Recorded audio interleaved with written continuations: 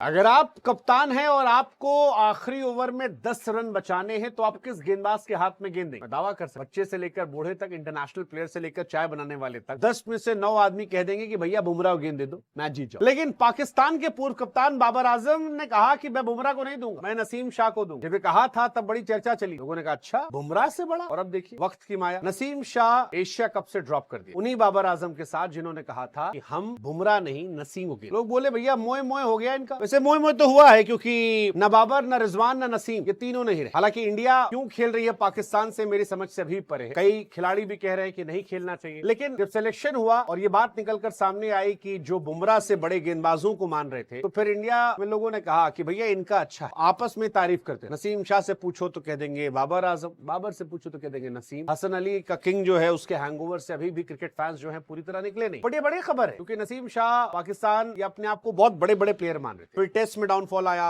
लोगों ने कहा कि यार T20 फॉर्मेट में they are good team, but आज T20 में भी अगर इनकी रैंकिंग देखेंगे तो फिर वही गाना इनके लिए याद आएगा कि सपना टूटा है दिल मगर जलता है, हाँ थोड़ा दर्द हुआ, फिर भी चलता। जसप्रीत बुमराह से बड़ा गेंदबाज नसीम शाह को बताया जा रहा है, और आज ना नसीम है, ना बाबर है, ना रिजवान है। कोई पिटने की वजह से बाहर हो गया, कोई रन ही नहीं बना पाता इस वजह से बाहर बैठा, और पड़ोस से आवाज आ रही है कि दुख खत्म क्यों नहीं होता भाई। हाँ सच है यार, मतलब जसप्रीत बुमराह अनडाउटेडली किसी भी क्रिकेट फैन से, मैंने इंग्लैंड जाकर कम से कम 10-12 खिलाड़ियों का पॉडकास्ट किया और वो बड़े बड़े प्लेयर, मतलब हाशिम अमला जैसा प्लेयर रहे, क्रिस गेल रहे, एबी डिविलियर्स रहे, और बहुत सारे खिलाड़ी रहे। उन सब की तरफ से जब आप पूछो कि greatest bowler right now, they all used to say Jasprit Bumrah, कोई नहीं है दूर दूर। लेकिन बाबर नसीम शाह को कह रहे थे, और आज देखिए T20 फॉर्मेट जो सबसे तगड़ा फॉर्मेट जिसके लिए आया, देखो टेस्ट क्रिकेट में Naseem Shah average bowler, average bowler. Pakistan ने बीते कुछ सालों में टेस्ट में थोड़ा बहुत जो अच्छा किया है वो उनके स्पिनर्स की वजह से अच्छा किया है, उनके तेज गेंदबाजों ने कुछ नहीं, उनसे गेंद नहीं किया। बट T20 में भी उनका सिलेक्शन ना होना, दैट डिफाइंस की इस वक्त वो किस दौर से गुजरा, और इसीलिए इंडिया में बार बार सवाल उठ रहा है कि इंडिया क्यों खेल रही है। बाबर रिजवान बाहर बैठे हैं, पाकिस्तान के फैंस जो वो भी बेचारे कह रहे हैं क्या चल रहा है। किसी ने एक बड़ा अच्छा मीम बनाया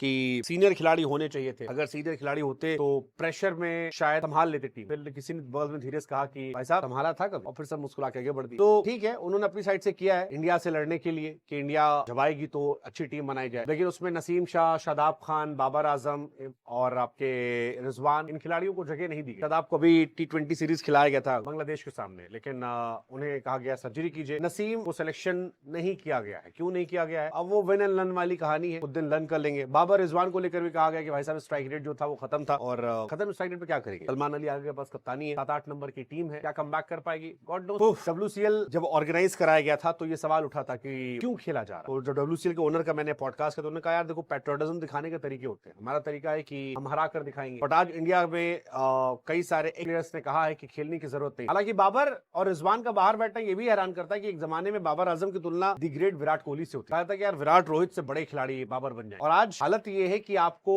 ना टेस्ट में जगह पक्की है, ना ओडीआई में जगह पक्की है, ना T20 में जगह, और T20 में कहा जा रहा है कि भाई टेस्ट कौन खिलवाए। वैसे सही भी है, मतलब अगर इंडिया के पास अभिषेक शर्मा, संजू सैमसन जैसे प्लेयर, इंडिया में शुभमन गिल का सिलेक्शन नहीं हो पाया, जायसवाल जैसे बंदे का सिलेक्शन नहीं हो पाया, फिर क्या हो? वैसे मेरे हिसाब से एशिया कप में इंडिया का जो असली मुकाबला है वो अफगानिस्तान से। They are actually tough competition, तगड़े गेंदबाज है, ओपनर तगड़े हैं, मिडिल ऑर्डर तगड़ा है, नए लड़के उनके पास रिकुल्ला अटल जैसे हैं वो तगड़े हैं, तो वो बड़ा जबरदस्त रहने वाला। मुझे लगता है इंडिया का सबसे तगड़ा कॉम्पिटिटर जो है एशिया कप में, that is Afghanistan, then Sri Lanka, then most probably शायद पाकिस्तान एंड बांग्लादेश, यही शायद मेरे हिसाब से। आप बताओ ना यार कि इंडिया का सबसे टफ कॉम्पिटिटर कौन है? मुझे लगता है अफगानिस्तान, बिकॉज एक उन्होंने इंडिया को हराया नहीं है, they desperately want to win against India. Second, उनकी बॉलिंग बहुत तगड़ी है, दे हैव नूर अहमद, उनके पास गजनफर है, फास्ट बॉलिंग भी उनकी ठीक हो गई है, they have good allrounder, opening में अच्छा है गुरबाज, जादरान, सतिकुल्ला अटल, तो power pack team unlike Pakistan. And again it's a theory यार, अब पाकिस्तान की इकोनॉमी की तरह क्रिकेट भी खत्म हो देम, बट अगेन क्या इंडिया को खेलना चाहिए? मतलब I am quite uncomfortable making this video, but India खेल रही है, चर्चा चल रही है तो बनाना पड़ रहा है। What's your take? Let us know, बताइए आप।